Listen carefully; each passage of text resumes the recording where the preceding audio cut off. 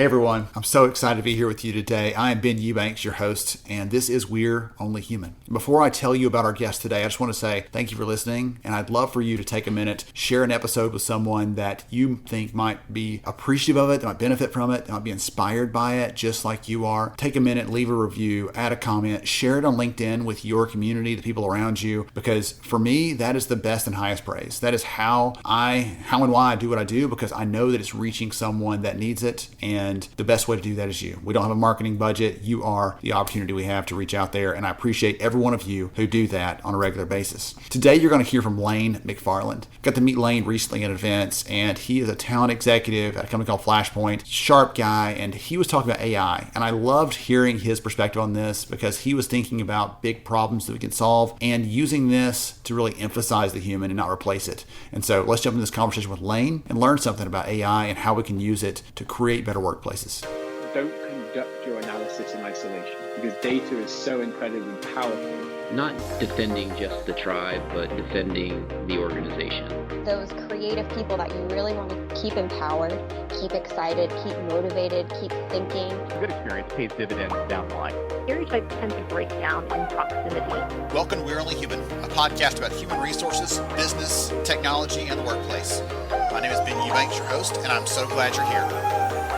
Hey everyone, welcome to We're Only Human. I'm Ben Eubanks, your host. I'm so glad you're here with us, and I'm looking forward to a fun conversation today. We're going to get into AI and what it means for us as talent and HR leaders. We're going to really plumb the depths of this. See, I was at an event recently in Austin for HRA, and there was another speaker on the agenda that was talking about AI use cases and applications, and it just got me pumped up because, as I was telling our guest a few minutes before we started, so much of what I see out there is either overhyped, it's negative and scary, or it's just wildly overcomplicated in a way that's like you need a PhD in computer science to have a conversation. And none of us have the time for that. We've got real work to do, real good people work to do. So we're going to get into those things today. So Lane McFarland's here with me. I'm so excited for this conversation. Lane, welcome. Thank you for having me.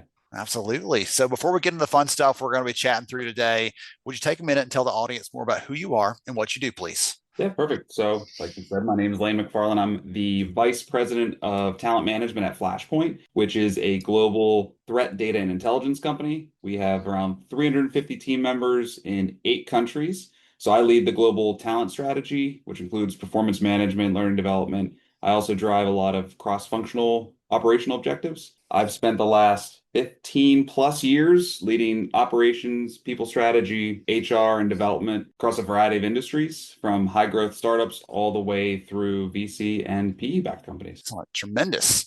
And what's something about Lane that's not in your official bio? I spent around 2 years doing executive protection work, physical, for CEOs across the world. Oh my goodness. I want to go into that one. That would be a much more interesting job than HR probably some days. And some days you're like, thank goodness no one's shooting at me. I'm really glad to be in the HR job. So tremendous. Excellent. Okay. So as I teased for the audience there a minute ago, our bodyguard here, Lane, was at this event recently with me at HRA talking about AI applications. Tell me more about that session you were leading and why you even said yes to that session in the first place. Yes. So it was practical AI and HR. So the reason that I was excited to actually do it was because there's a lot of stigma associated both with HR and with AI. Mm-hmm. So there are concerns with people from security and privacy. There's also this concern about technical incompetence and the abilities of them being able to upskill their knowledge enough to benefit the org. And there's also this impending concern across the world. We see this with layoffs all over, and targeting those administrative functions. That's been a thing for the HR world for the last decade, and it's not a concern that's going down. So more and more people are trying to find better ways, faster ways to do their job, and AI is a perfect opportunity for that. Tremendous. So if the audience is listening in here, I want them to hear that you gave a little bit of hope, I think, in that. Like there's a little bit of hope in this. There's some practical side of this, but there's also some good practical examples of things we can do in this. Not just here's the history of AI or here's the future in 20 years, here's what's possible. But we have problems today, Lane. We've got to solve some big stuff. Everybody's got some issues. You talked about learning, you talked about performance. You've got an issue this week that you and your team are probably trying to figure out how to take care of. And so I'm excited to get into some of these things today. So let's just dive in. What are some of the practical tips, the practical takeaways, or the use cases that you were sharing there? So one of the biggest ones was you don't have to reinvent the wheel. So these are things that HR people, no matter their function, whether it's talent acquisition, HR ops, the people experience side, the true compliance, these are things they're doing every day. So there are ways to better that for both internal team and then also your customers, your employees. So some of the most practical ones was utilizing what's already native in the system. We see a lot of conversations around the Gen AI, around ChatGPT and Gemini versus Perplexity and Claude and all these different organizations that have, but people are often overlooking what's already integrated into their system, native. So you have the capability of uncovering what you already do and try to find a way to do it either a little better or a little faster for your team. So a good example is we were getting hammered, as most HR professionals do, with questions, benefit, payroll, questions about taxes and forms, all the way to how do I put in PTO into our HRIS. So we were physically having to answer those questions, type out the answer, point them towards the document that tells them how to do it. So with our knowledge management system, we had the capability of integrating an AI chatbot into Slack, which is our main communication platform, and it taking a first pass only based on the knowledge that we gave it. So it didn't use the Gen AI type of information from the open source. It's only using our information. So it was able to give that first pass to answer questions based on what we had. And then we only jumped in if they needed that human touch or correction if the AI got it wrong, because it does. And what we saw, we've been tracking this since the day we thought we were going to do it. We were getting around 215 questions a month, just pure based on standard questions. They weren't very robust or concerning. And we've been implementing for 18 months. We're down to 11 a month. So from 211 down to 11. Now, 11, that's 11 that require a human answer. Is that what you're That's saying? 11 at all. At So all? Okay. so what we saw was the AI was pushing more and more people to using it natively in the platform as going towards the knowledge first rather than to the person first. Okay. So just you were leading them to the fishing pole and to the bait and to the fishing hole versus here's the person that's going to teach you how to fish. Well, it gets you right to the resources you need. And I don't know where that metaphor came from, somewhere. I don't know. Okay. I want to ask you something interesting based on that. We'll go into some more use cases in a minute. But one of the things that I hear from HR leaders is, okay, listen, we're doing this, we're saving this time. Someone is not now answering 215 questions, in that time frame. Is the value in the time saved, or is in the value in the time redirected to something else for whoever was answering those questions before? Does that make sense? You nailed that perfectly. Okay. So that's one of the things that we've seen, and it's been a pull or maybe a driver for a lot of people in our org is they want to be more strategic is the nice buzzword to use. But what they really mean is they want to focus on the non-monotonous part of their job. So when they didn't have to answer these questions manually, having to uncover it, find a link, share the link, summarize it themselves, they were able to focus us more as a strategic part of the organization and not just an administrative function. So their time was redirected towards better planning, better thoughtful conversations, better employee engagement, more personal touch that they didn't have before to not only elevate the perspective of the HR function in the organization, but also elevate what we can do to make the organization better. I love that. That's such a fun thing to hear. The thing that I have struggled with is I have lots of friends, you may as well, on the vendor side that are like selling these things and they talk about, we can save you all this time. Like, yeah, but teams hear that and they just hear, oh, wow, they can get by without me. Like they can get by with fewer people on their team. And sure, there are companies that are going to do that. There are stories in the news of companies trying that in a variety of functions across the business, not just HR. But at the same time, if I said, listen, if I had an hour extra a week, I would put it into this high value, high leverage activity. And suddenly when that opportunity presents itself, I dive into that and create new value that I couldn't yesterday. And that's what I'm hearing from you is the team is creating new value, new connections, new stakeholder relationships, really going deep in those areas where before it was, man, someday I'd love to, but for now I've got to finish this investigation, post that rec, answer this question, whatever that use case is answering questions, but we're going to get into some more in a minute. But they get stuck doing those other just busy parts of our jobs. It really is. There was such an internal conflict that our team had with that thought of, oh, I'm going to make myself replaceable. But the reality was it didn't even force them, it allowed them to up level what they were, not only to the organization, but to themselves. We saw our people that were doing talent acquisition 24 hours, just nonstop sourcing, scheduling, interviewing, screening. And then they were able to shift more into a talent partner. So they created the relationships, understood the culture of the teams, and started trying to find the right culture add to the team rather than box checker, scheduler. Rather than, are you breathing? Yes. Can you show up sober on Monday? Yes, Yeah. we've got one. Excellent. So if I heard you correctly, you said, listen, we could go in the direction of all these other tools and things out there, but the first place to start, if anyone's listening out there taking notes from what Lane's sharing, it's start with the tools you have, because there may be some AI things built into that. I heard a friend used to say, gather a bouquet of flowers from those within reach. Like, start with the things that are right there at your fingertips. Is that correct? Absolutely. Okay.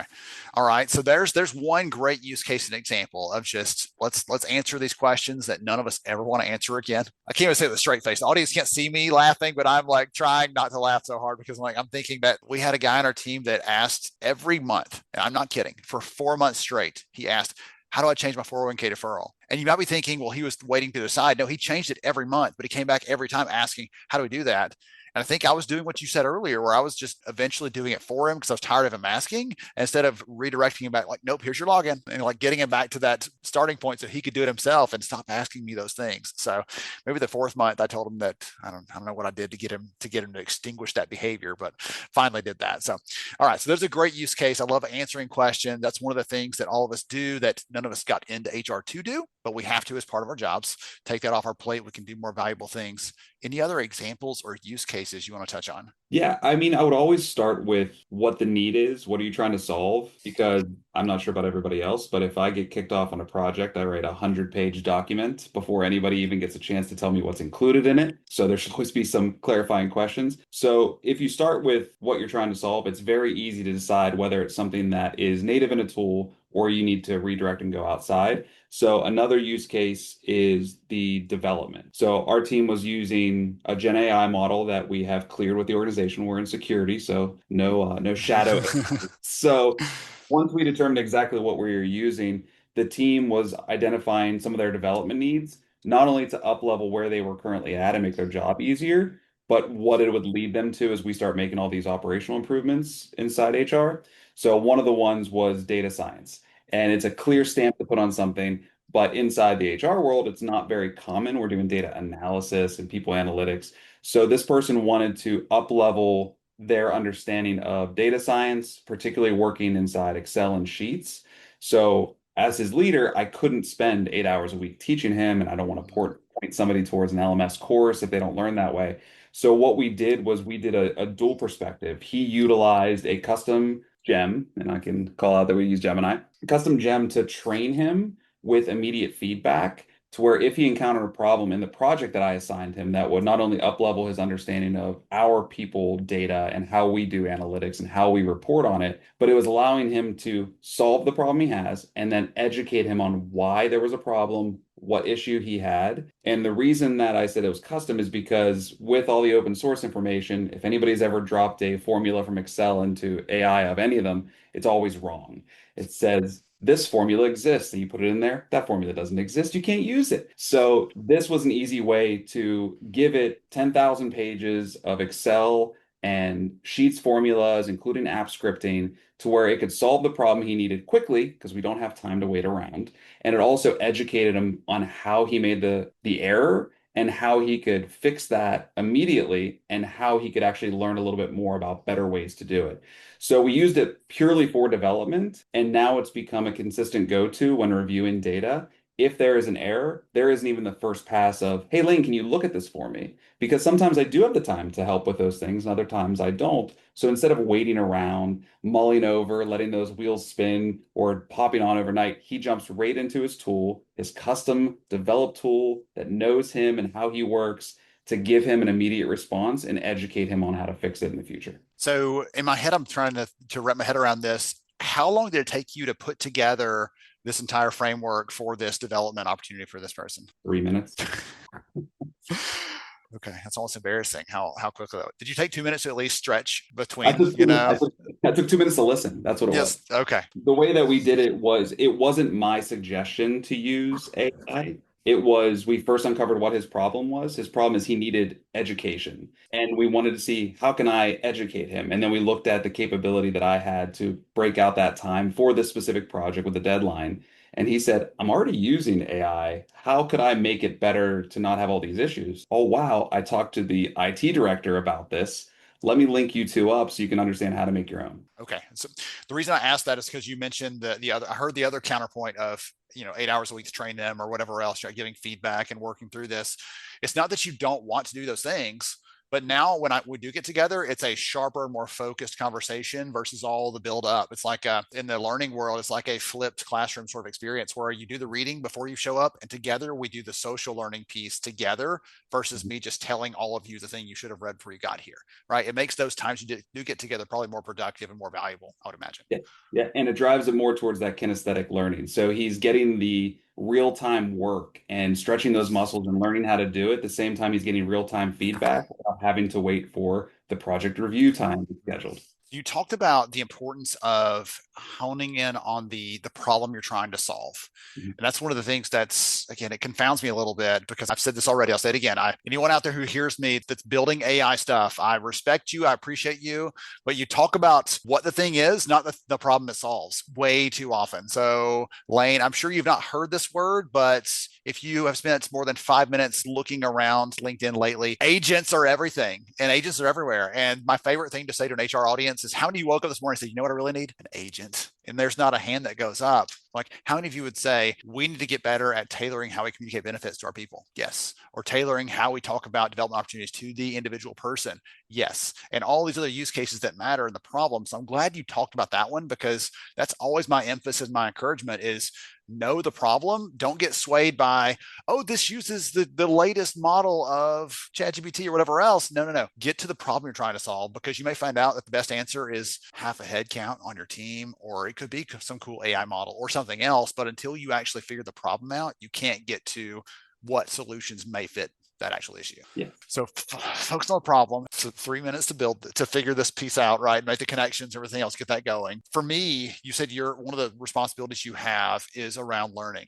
development overall. And so I think you're probably a little more in the weeds than someone who's generally over HR, and learning is one of the hats they have to wear. But to me, it seems like this gives us the opportunity to really start tailoring that. Just like in this example, we can start tailoring this in almost infinite varieties to different people around the business. Or we can even say, hey, listen, we've figured out that in 2 years, we're going to need a large portion of people with X skill in the business. We're going to start making sure that anyone has access to those things to develop that skill, because that's going to future-proof you to the degree we can within this business. But just start building those things at scale versus always feeling you're behind, always trying to catch up, always just trying to produce more content, when we know that people learn really well, use kinesthetics, what you called a minute ago, like hands-on. Let's let them experience this, because you learn so much through that type of experience versus just being told one more thing. Yes, absolutely. One of the things that we've recognized just over the last probably 2 years, because everything changes all the time, especially when you start adding new technology everywhere, and this next best tool, and this one's the most advanced, this one has some lab with air cool, water cool. Okay, great.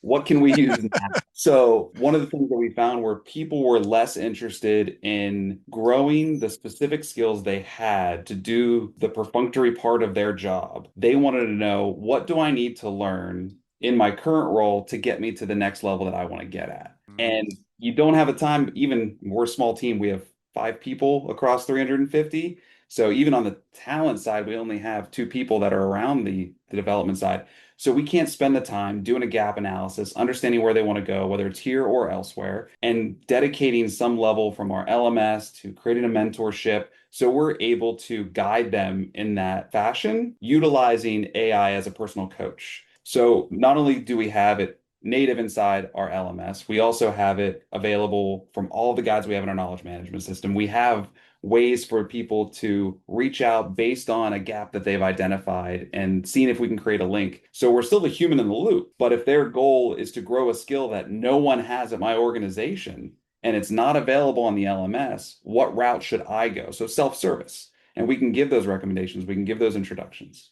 Lane will personally develop a curriculum to get you that skill you need. Don't worry, like he's gonna figure it out. I didn't put you on the hook there, I don't think, probably not. That's one of the things that we saw in our research, that phenomenon you mentioned. So people are really interested, like, sure, there's interest in performing and excelling in their role, but we see in the data that we collect around, we asked learners about, if you had a choice, do you want to learn a skill for now or for later? They're like, I'm really interested in learning that skill to build me up for later. And we see that woven through the research where candidates are like, don't just look at me for my skills today, Lane, but looking for my skills, my potential for the future. So people are thinking about those sorts of things, and that's exciting and encouraging. Here's the downside. So while the majority of employees say my company develops me for the job I have now, only about 17% say my company's helping me develop the skills I need for future success. So they want that, but there's a gap between that desire and the actual reality for a lot of companies that are producing that. And I love this story you're sharing because this is an example of how we can actually do it.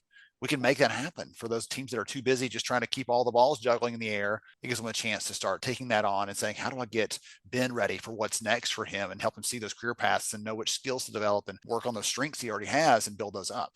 Okay, so I want to talk about you work for a company that does threat assessment. And so you probably hear about the word risk on a regular basis, if I had to guess. Talk about risk and scary and all the things that people talk about around AI. Isn't bias everywhere? Is that it's going to ruin everything and make everything fall apart? Like what's the balance between all this optimism, Lane, and trying to be a realist? Tell us about that. Yeah, so I tell everybody, like, if you like the outdoors and you want to go on a hike, are you afraid of the mountain that you don't know exists? That's a hard one to actually process. So there's two different fears that people have. Is one is the internal fear of this is going to replace my job, and the other one is the external fear, whether that's publicized by movies and media or some of the things that we've already seen happening, and the catastrophizing of the future potential 25 years down the road is less impactful than we're seeing right now on people where they're afraid. They're afraid of their job's going to be offset. I think it was a year and a half ago, one of the big four announced that they were not going to backfill any HR roles. They're only going to utilize AI to solve their problems. And I think there was a huge blow up inside the HR world where everyone said, that's a bad idea. And so we've already seen that company redirect everything after that public announcement, because the reality is in 1986, Excel solved math. And we didn't lose mathematicians. We didn't lose the accountants. We just stopped keeping that calculator on our desk. So now we are able to do the job we were doing before faster and better by adopting a technology that at the time would have been scary. Can I give you another math metaphor that I love to use when I'm talking about AI? I don't think I've shared it here on the podcast before. So there's a gentleman named Alex Haraguchi, and he's a Japanese man. And a couple years ago, just to prove it could be done, he memorized pi to 100,000 digits. And he sat there in a public forum and just repeated those digits out. He like made up a song in his mind to keep going, like so many at a time, and repeated for 18 hours straight, other than just drinking a glass of water, repeated 100,000 digits of pi. And I say, that's incredible. That stretches what we thought was impossible.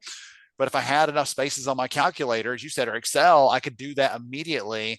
And so our best use isn't in just doing something that computer could do, but doing something else that's more valuable. And in our context, it could be answering those routine questions. It could be, let's get this general curriculum for data science. It's very vague and high level and isn't going to help that person actually do that thing when they're done. They're just going to learn the history of it. Let's get into the weeds. And so that's the difference between the big abstract idea or whatever else and the ability to get really tailored and connected to something specific, that personalization level that AI lets us have in all these varieties of contexts at work. That's what really excites me, because every good HR person, every good talent person, every people pro, if they could wave their magic wand, they would create that environment around the people anyway to say, you are appreciated here, Lane. We see what you bring. We want more of that. We're thinking about what's next for your career. We want to help you perform. We're paying you at a level that's commensurate with your experience, and we're getting you ready for this next thing, like all those things. And yet we're all just busy running around with our hair on fire a little bit, trying to get things done day to day. I mean, we live in the world of HR, so privacy and security is the utmost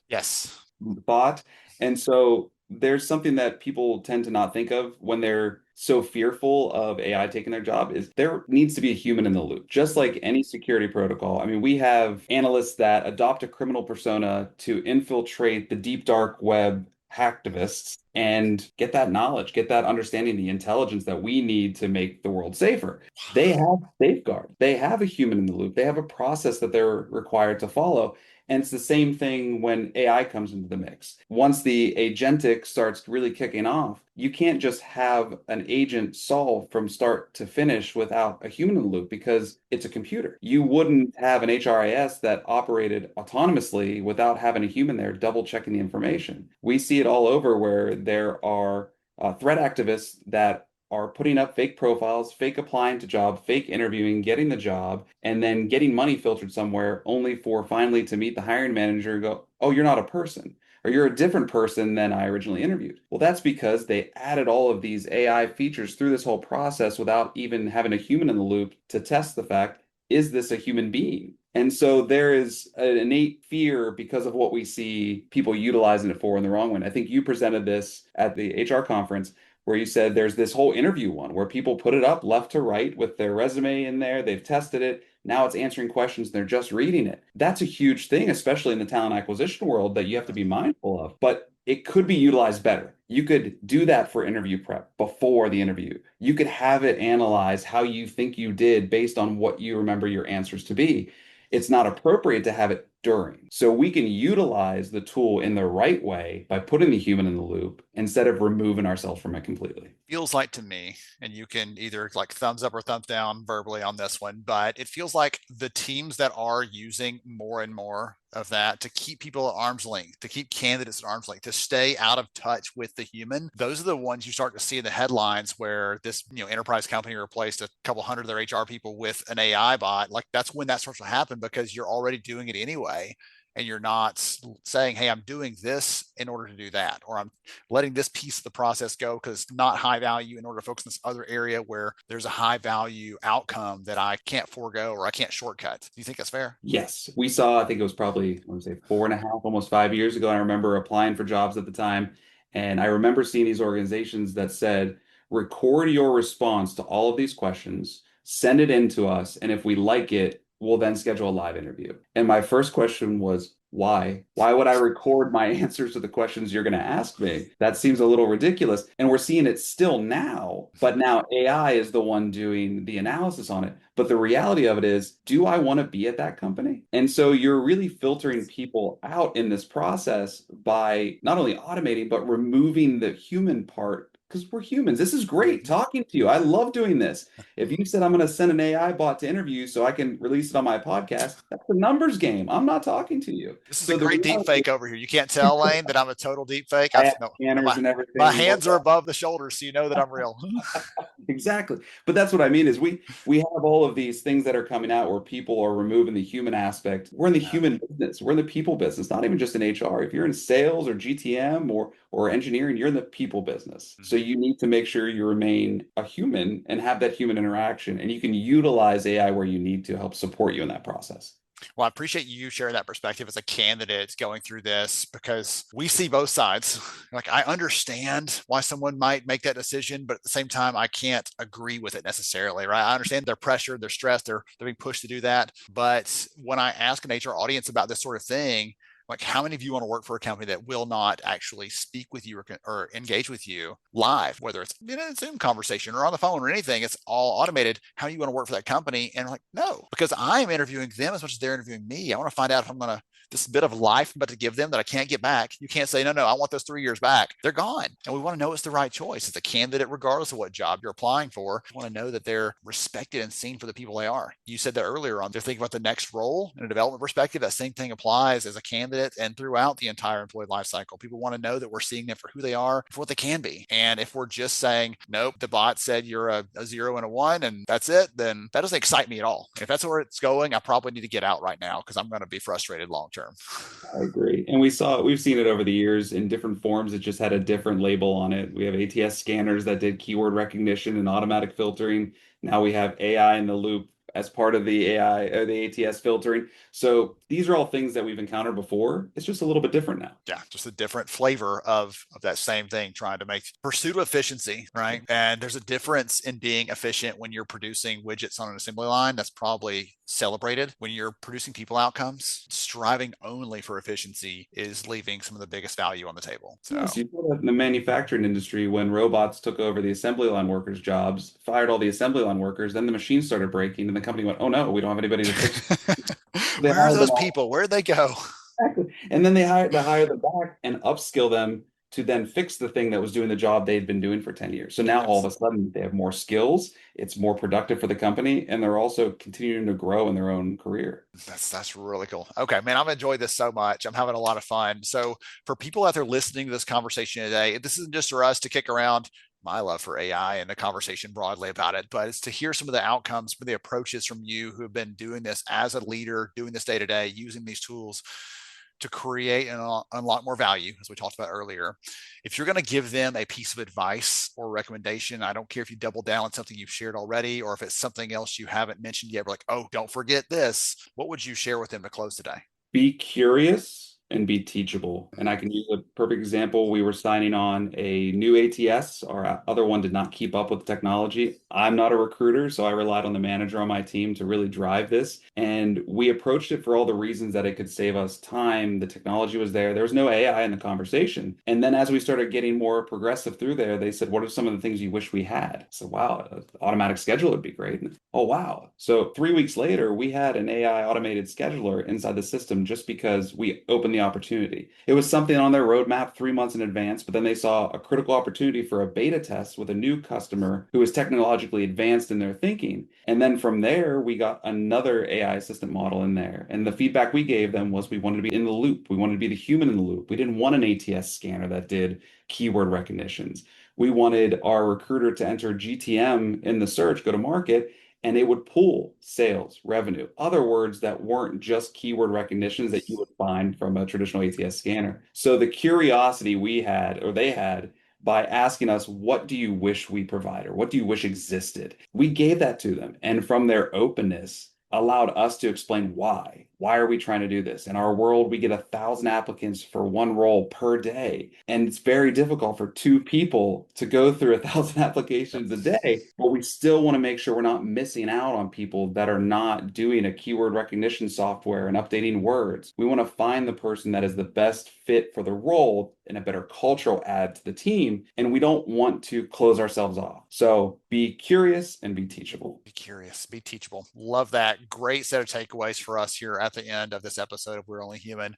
Lane, if someone wants to connect with you, wants to follow you, wants a little more of that pep that's in your step and connect with you, what's the best way for them to do that? LinkedIn, send me a request, pop a little add note on there. I would say I am always open to starting conversations. That's how you and I got connected. Yep. So always open to help people develop and grow. And I learn every time I talk to somebody. I can verify Lane lets strange people reach out on LinkedIn, and he did say yes. So there we go. I did send a message, though. It wasn't a blind outreach. It was a, hey, I respect you, appreciate your work. So good stuff. This is such a great conversation. I'll make sure to get that link into the show notes for your LinkedIn profile so they can reach out and connect with you there.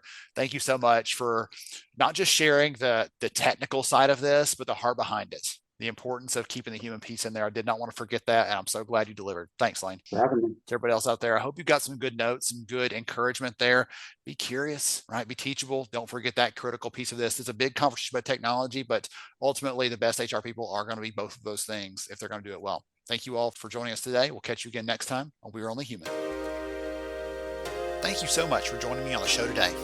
I'm honored to have you as a listener. If you enjoyed this episode, please take 10 seconds to rate it at iTunes, Stitcher, or wherever you listen to your podcast. Also, if you know a friend that could benefit from today's conversation, please pass it their way. After all, a rising tide lifts all ships. To see show notes, sponsor information, and our full show archives, visit onlyhumanshow.com.